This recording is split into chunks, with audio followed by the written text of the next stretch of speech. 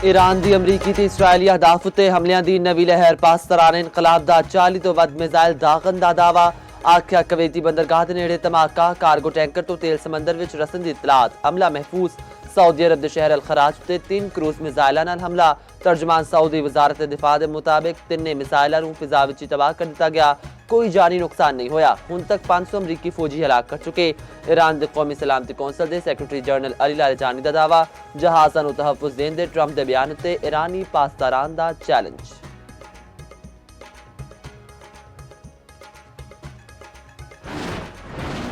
अमरीकी ते इसराइली जंगी तैयारियां दे ईरान उत्ते नवे हमले 6 रोज़ तो जारी हमलियां विच शोहदा दी तादाद 1045 हो गई।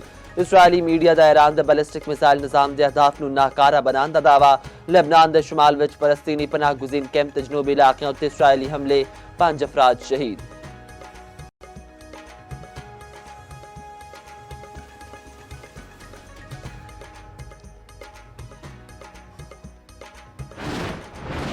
अमरीका ने ईरानी फ्रिगेट नूं निशाना बना के जुल्म दा इर्तकाब किया अमरीका नूं इस अमल उत्ते सख्त अफसोस होवेगा। ईरानी वज़ीर खारजा अब्बास अरागची दा आखना है फ्रिगेट देना भारती बहरिया दा मेहमान सी जिहदे विच तकरीबन 130 सेलर्स सवार सन। फ्रिगेट देना विच सवार सेलर्स बगैर किसी वार्निंग दे समंदर विच जा डिगे मेरे अल्फाज नूं निशान ज़दा करन अमरीका नूं इस हमले उत्ते सख्त अफसोस होवेगा।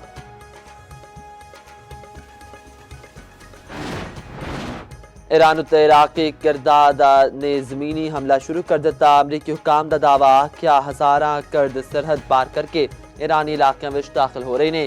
ईरानी खबर एजेंसी दे कुर्द जंगजुआं दे ईरान विच दाखले दी खबरां दी तरदीद।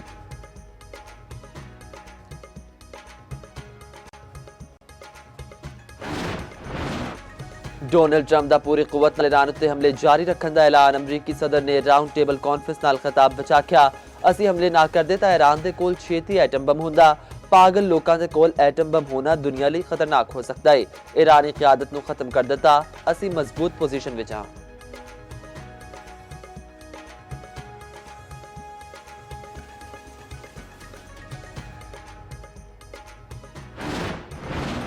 भारत ते कैनेडा दे विचकार यूरेनियम फराहमी ते जोहरी रिएक्टर टेक्नोलॉजी ताउन ते पाकिस्तान दा इजहार तशवीश तर्जुमान पाकिस्तान दफ्तर खारजा दा आखना है बिरूनी यूरेनियम फराहमी नाल भारत के मुकामी ज़खायर फौजी मकासद लई दस्तियाब हो सकते हैं।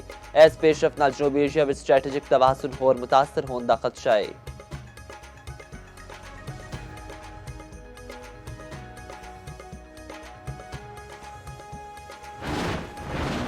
वज़ीर आज़म शहबाज शरीफ नाल अमीर जमात इस्लामी हाफिज़ नईम उर रहमान दी क़यादत विच वफ़द मुलाकात अमीर जमात इस्लामी नूं अफगानिस्तान ते मशरिक़ वस्ता दी सूरत हाल ते इन कैमरा ब्रीफिंग दी गई।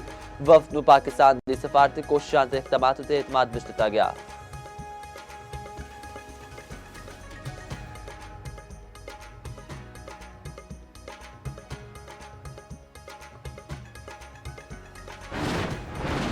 ते मुल्की सिक्योरिटी सूरत हाल के पेश नज़र सारियां बंदरगाहां उत्ते आरसी दाखिला मुअत्तली तो मुतल्लक ज़ेर गर्दिश नोटिफिकेशन जाली करार सैक्रटरी काबीना डिवीजन कामरान अली अफसल के दस्तखत नाल ज़ेर गर्दिश नोटिफिकेशन पे के काबीना डिवीजन वालों ऐसा कोई नोटिफिकेशन नहीं जारी किया गया।